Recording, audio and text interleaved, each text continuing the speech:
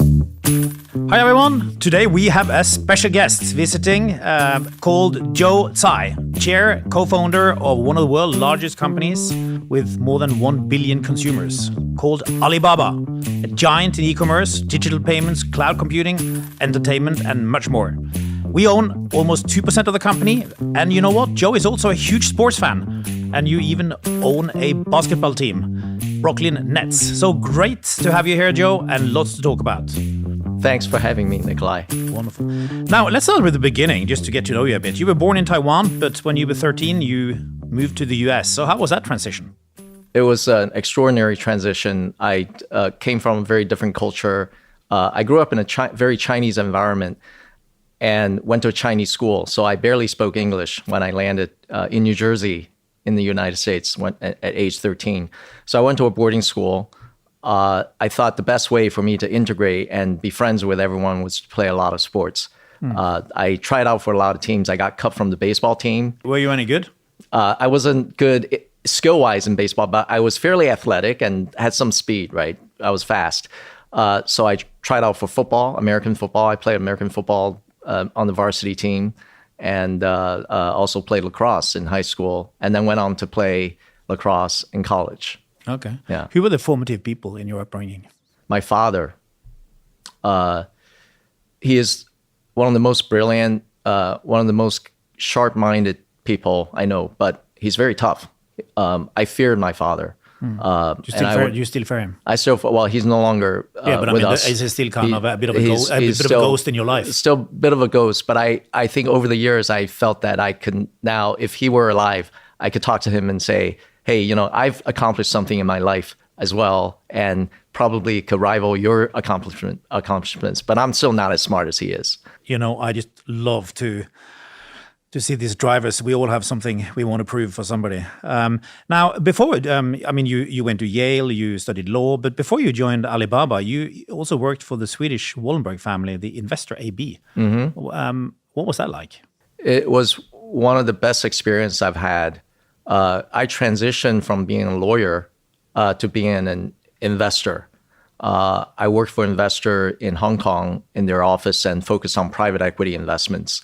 And it was really where I learned the fundamentals of investing. I still remember they gave everybody a book, the McKinsey corporate finance book on valuation. Right. And that's when you learn how to do a DCF model. Yeah. And the discipline, the work ethic was incredible. And I love that environment. I still stay in touch with him. In fact, before I came in here earlier this week, I was in Stockholm and had dinner with Marcus and Jacob, both of them actually at the same time, which was rare. I really enjoy that time just catching up with them. Yeah, they are for sure are long-term thinkers. Now, how did you end up at Alibaba? I was at Investor AB. I think it was my fourth year going into it. I started working at Investor AB in 1995. And then in 1999, a friend of mine who I knew from Taiwan, our parents are friends as well, he came to me and said, you have to go to Hangzhou to meet this man, Jack Ma. He is special. He is kind of crazy, but you should meet him. So I got on a flight to Hangzhou. Back then, there were only 2 flights a week between Hong Kong and Hangzhou, Tuesdays and Thursdays. I got on a flight and I went to Hangzhou to see him. When I went into this apartment, he had a second floor apartment in the city of Hangzhou, and it's called Lakeside Gardens. It's in this complex. I saw multiple pairs of shoes outside. So there were quite a few people inside working. There were engineers, there were customer service people. And back then, Jack had created a website to have small, medium-sized companies from China that are exporters that want to sell around the world. And our first website, believe it or not, at Alibaba was in English language because it was customer-facing to the West. And there were engineers working away, customer service people doing things. I still remember they had a notebook of, they wrote down every single registered user on the site. And there were 28,000 registered users at the time. Wow. And then after about an hour, I chatted with Jack. I said, Jack, I have to use the restroom. Can I go to the bathroom? And I went in there. There were like 10 toothbrushes next to the sink. I thought, oh my God, these people are 24/7 living, breathing in this room, working away. That was the start of the culture. That's the equivalent of a garage, right? So did you join that toothbrush club? I joined the I didn't bring my toothbrush, but I went away very inspired, not just by Jack's vision and charisma, but also the fact that there were a lot of people that are willing to follow him. It was very early. He didn't have any money. And the people that worked there were his students. Why did they want to follow him? What are the characteristics of a leader who people want to follow? I think the most important thing is to give people a sight of what the future looks like. And what kind of sight did he give you at the time of what Alibaba could be? Well, at the time, our business is a B2B marketplace. And he said, on the cusp of China joining the WTO, all these small and medium-sized companies want to do business around the world. And Alibaba's mission back then was, and still is, to make it easy to do business anywhere. And our DNA, our culture is to help small businesses to go as far abroad as possible. And that was kind of the vision. And obviously, we developed into a big domestic consumer company, as well as cloud computing now. When did you understand that this was going to be really big? I didn't appreciate the scale until around 2005, when that was 6-7 years into our founding, when Yahoo came knocking on the door and they said we want to invest. And at the same time, eBay was also looking at investing in the company. And we were even thinking about selling our little baby called Taobao, which today is the largest e-commerce marketplace in China for consumer e-commerce. And eventually we negotiated with Yahoo, and that's just the size of their investment. They invested $1.25 billion into not just into the company, but they also bought out a number of VCs in a secondary transaction. $1.25 billion that valued the company at over $4 billion. And I still remember it was the summer, and then I saw my parents in the summer. I would, talking about my dad. That was a proud moment when I said to my dad, "I think I've made some sort of." But when did you see the real potential scale of the business? When did you really feel that it was taking off? It's a good question. The scale of the business didn't take off until when Taobao started to monetize. We knew we had a good thing going with Taobao, with buyers and sellers in the marketplace, but we were having trouble monetizing. And there were several efforts in 2006 and 2007 that sort of didn't work out that well. But then we got onto something. We basically monetized the marketplace using search advertising. And so you can imagine you have a Google way of monetizing the marketplace on an eBay type marketplace. And that was unique. That was actually new, pioneered by Alibaba. And I just remember in 2008, our cash flow started to grew exponentially. And that's when we realized we had a really good thing going. Now, there is, of course, you're not the only one who've seen the opportunities here. And so you have now competition in several of your businesses. Tell me about the most serious competition you are facing. I think the competition, I can name a number of competitors, and you know them too. You probably invest in some of them. And I think our when we look internally and kind of self-reflect over the last several years, we have fallen behind because we forgot about who our real customers are. Our customers are the users that use our apps, that are shopping. And we did not give them the best experience. So in a way, we kind of, stepped on our own foot and didn't really focus on where the value is, where we could provide value. And so as part of the reorganization, our new CEO comes in. I'm the chairman, but I work with a CEO who's 12 years younger than I am. And he's very, very user-focused, focused on the product and the interface and the user experience. And that's the most important thing for us. And how are you rectifying it? What kind of steps are you taking? The first thing we did was to acknowledge mistakes. We've acknowledged that in the past we might have not focused on our user experience. The second thing is to reorganize our personnel, change the organizational structure that fits the strategy. I think this is a very common problem of big companies. Big companies are set in their organizational structures, and then they don't change because people don't like to change. They don't want to change jobs. They are afraid to be fired and things like that. And then you start to fit the company's direction into your org structure, it shouldn't be that way. It should be the other way around. You should define what the direction is and then set the company's organization. So we actually reorganize ourselves within Taobao. Our group CEO, who's also directly the CEO of the Taobao Tmall marketplace, if you look at his direct reports today, they're drastically different from who his direct reports were 3 months ago. But was there like bureaucracy building up, or what happened? What made you not kind of see the change in the marketplace? I think it's human nature that people don't like to acknowledge mistakes.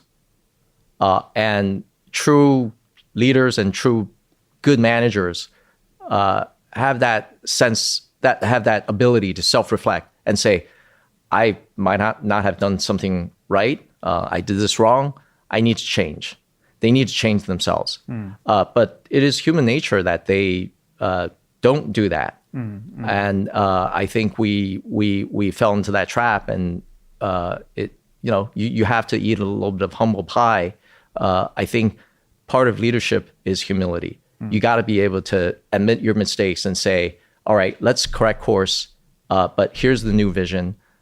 Because employees are looking for that direction. It's very, very important. What does it do to morale in a company which has been growing so fast and where the share price went through the roof when these kind of things reverse? The morale has not been good in the past 3 years. Through a multiple factors. First, we had COVID. Yeah. And then the economy, the Chinese economy, sort of bounced back after COVID, but then it sort of flattened out. And competition was another issue. And also another issue was regulatory scrutiny.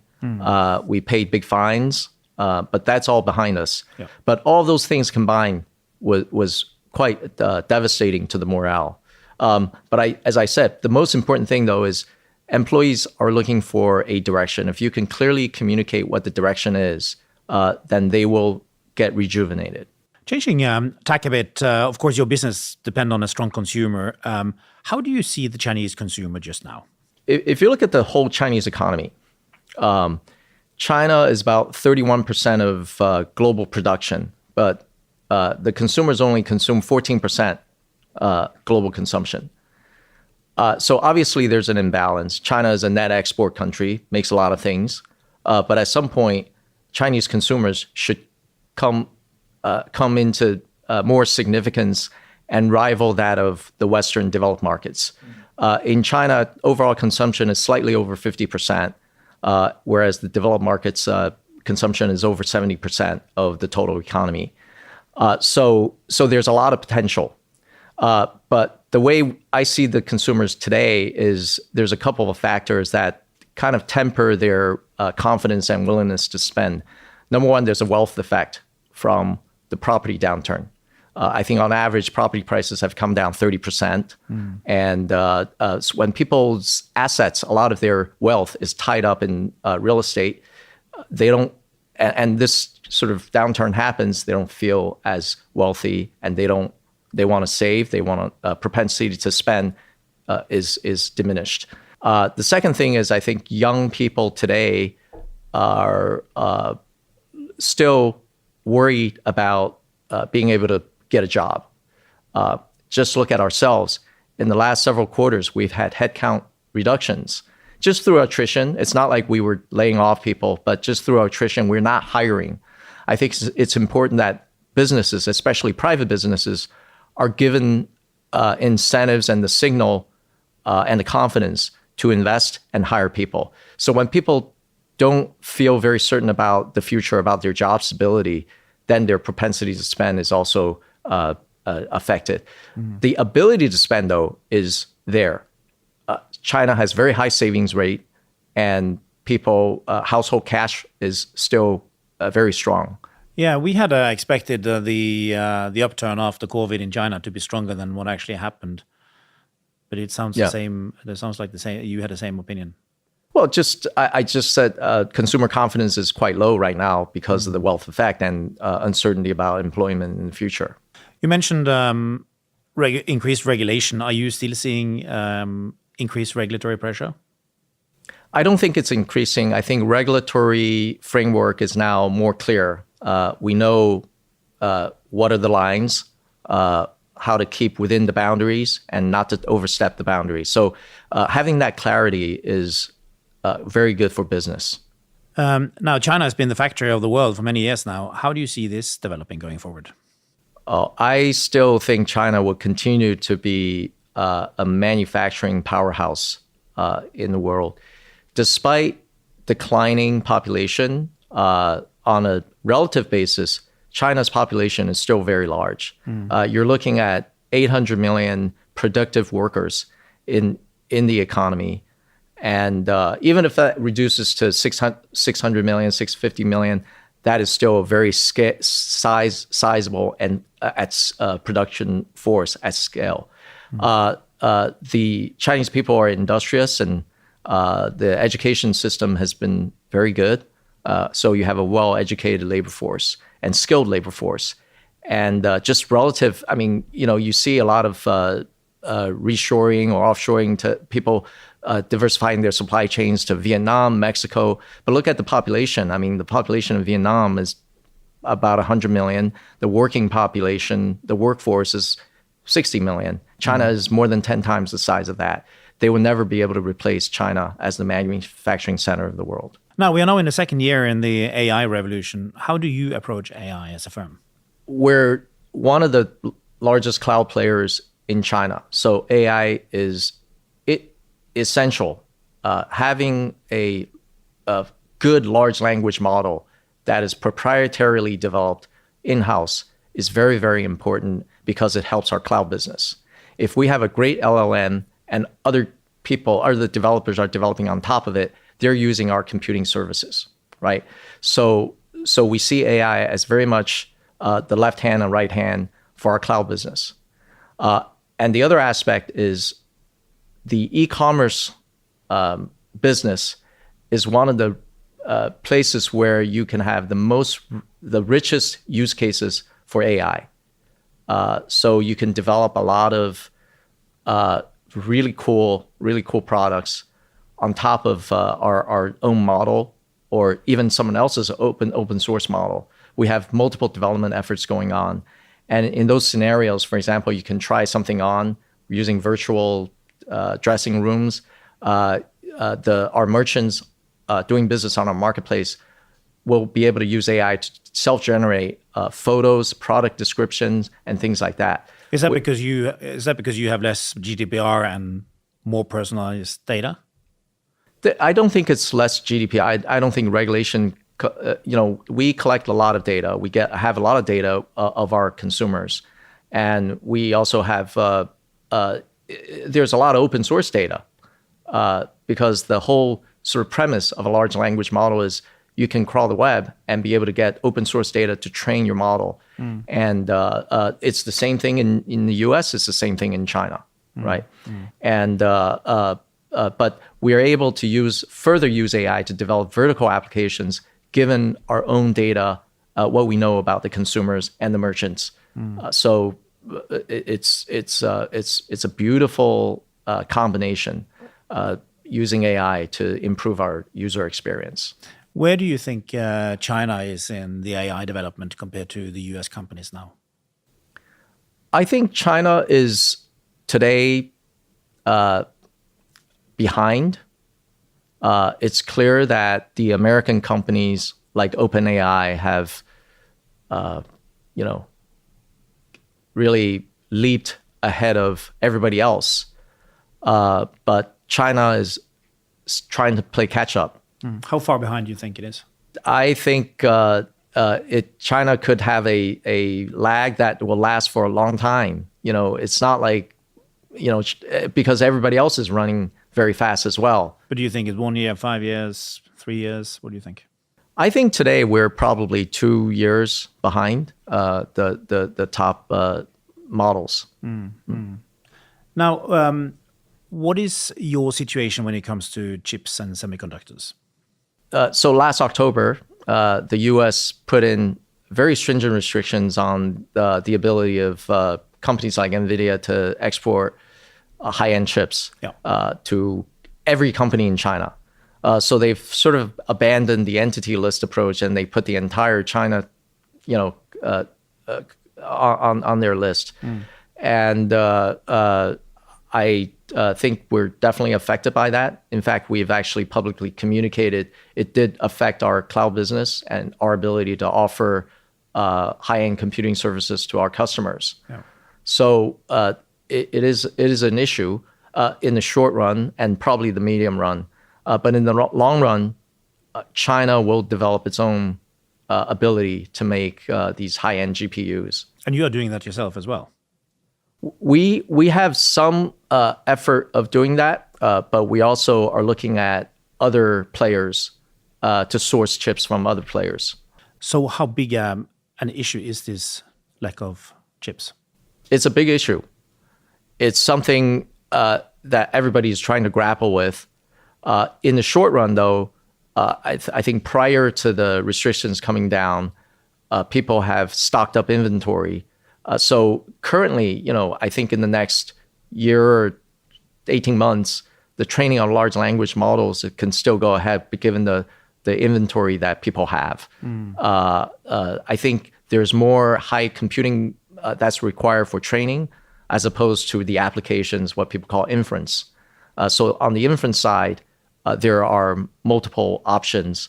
You don't need to have as high power and high-end chips as the NVIDIA, the latest model. So if you had unlimited supply of NVIDIA top models and everything else you wanted, how would your business have looked differently? I think we will have a more robust cloud computing business, and we will be able to have customers that want to rent computing power from us. So this leads us to the geopolitical aspects of running a company like Alibaba. Now, what kind of geopolitical considerations do you need to take when you run a company like this? I think the first thing is to understand all the regulations. We need to make sure that we are compliant with law and with the policies everywhere we operate.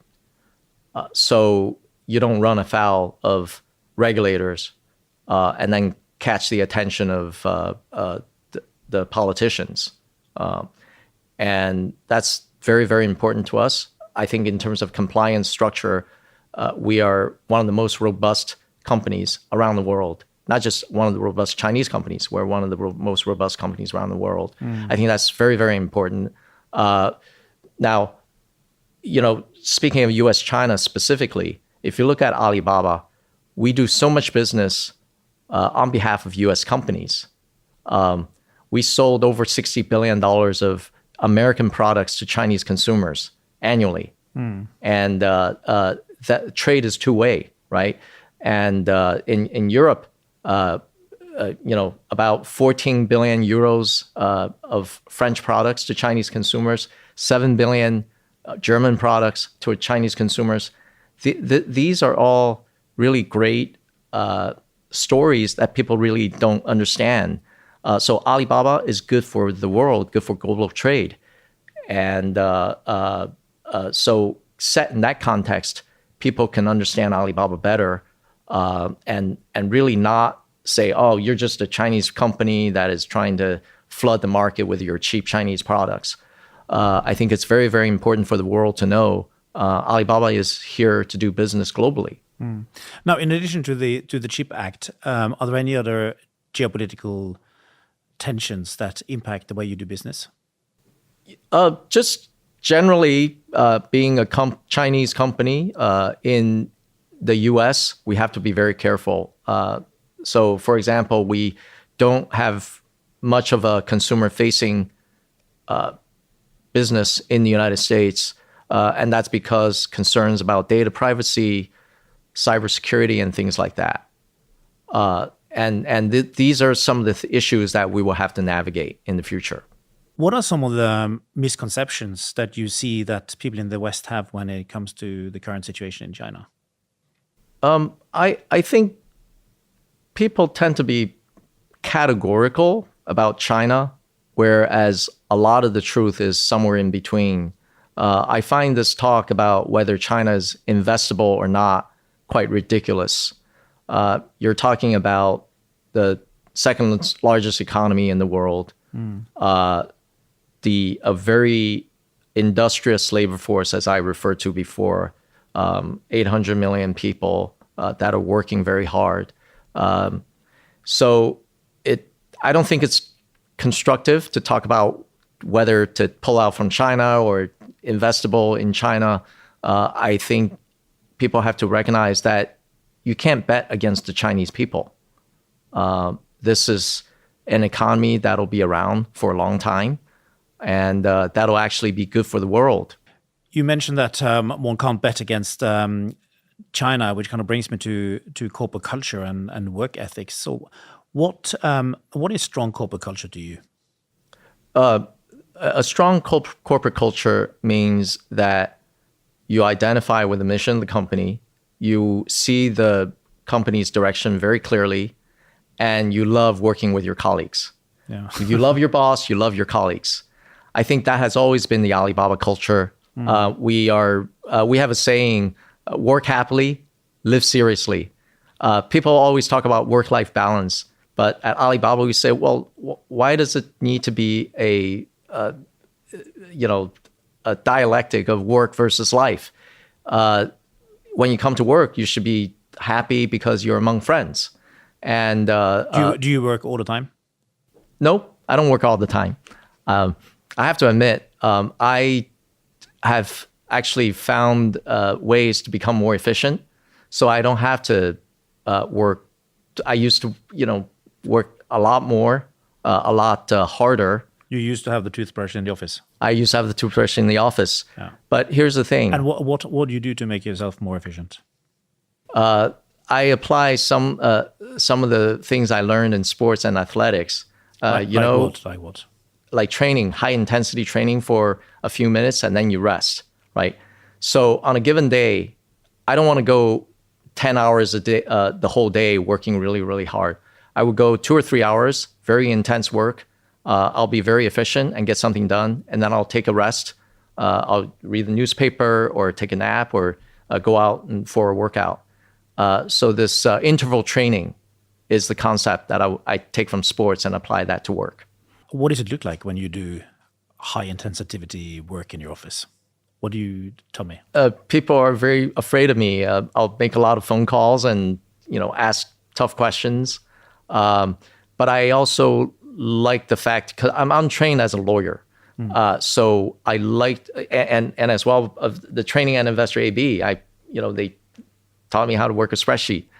I do a lot of things by hand myself. If I'm working on a deal, for example, an investment project, I'll write my own term sheet. You close the door and have no interruptions. And how does it look like in your office? How do you operate? Nobody likes interruptions. But I seldom work in the office. I'm always traveling. I'm in a hotel room. I'm on the plane. Sometimes I just call in and say, I'm going to stay at home. And in the next 5 hours, I'm just going to focus on doing something, so nobody should call me. So it's never in one place. It's always finding that chunks of time where I can be not bothered.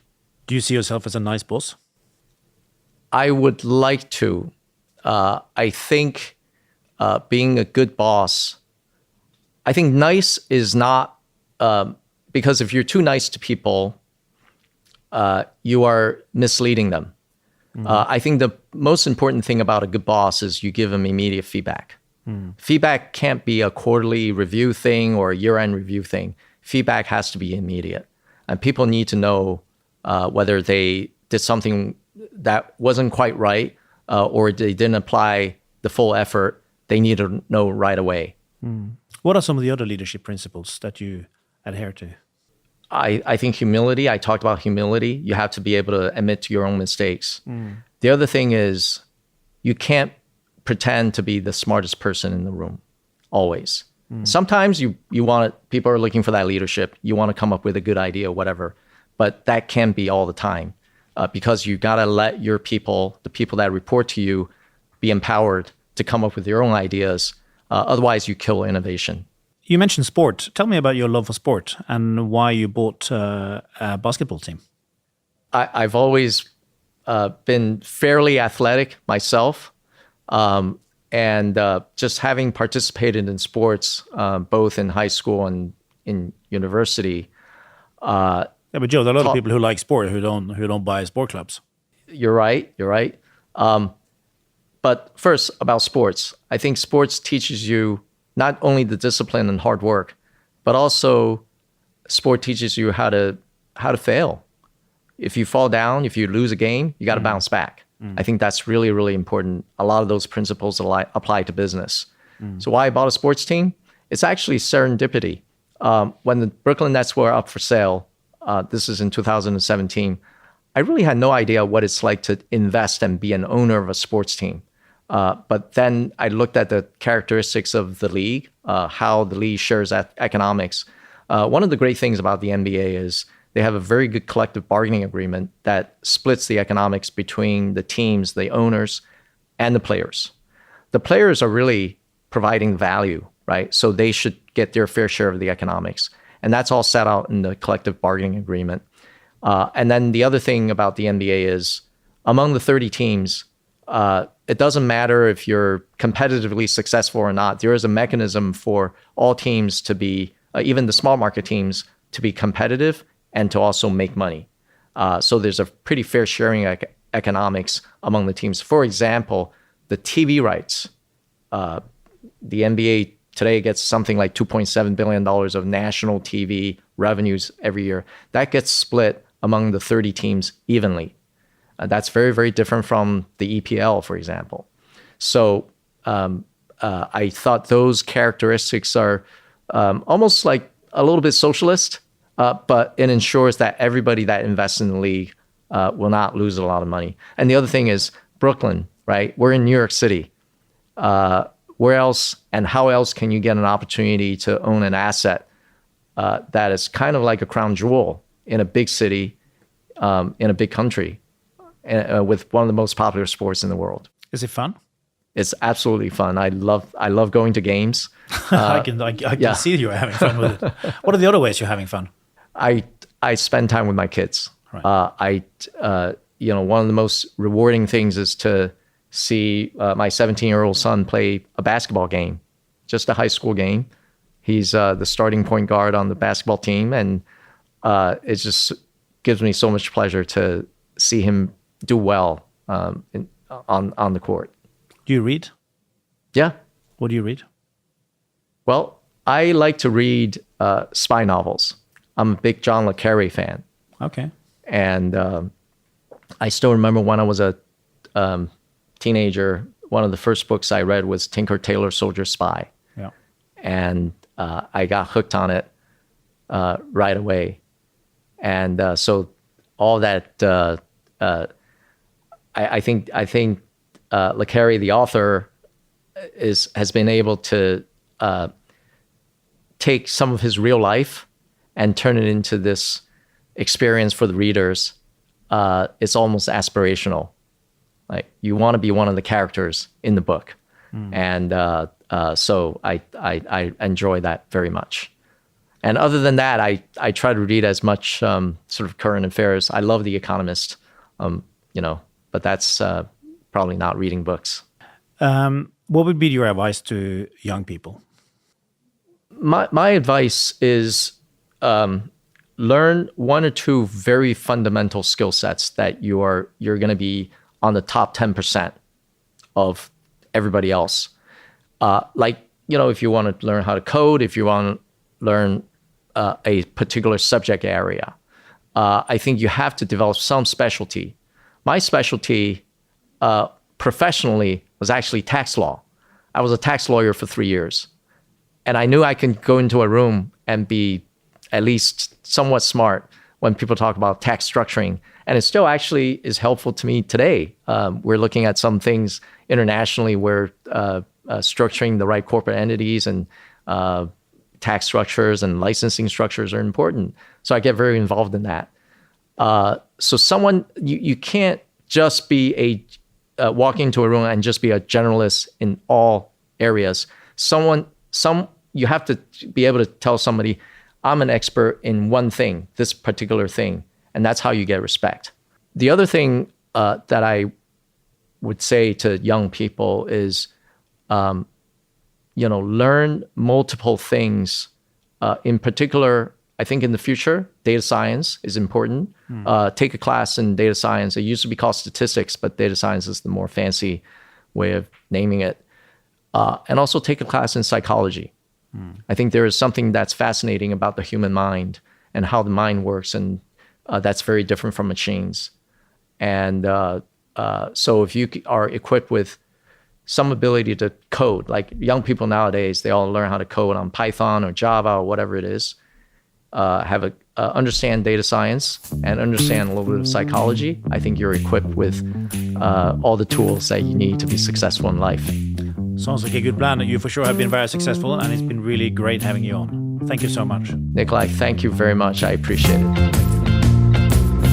朋友都知道我是很挑剔的，防晒乳我选 KISS 皇家呵护抗光清爽高防晒凝露，因为它有媲美蓝光神盾的抓藻植萃，保护我在阳光下延缓肌肤老化，维持青春弹力，可以防御工作环境里的3C 商品。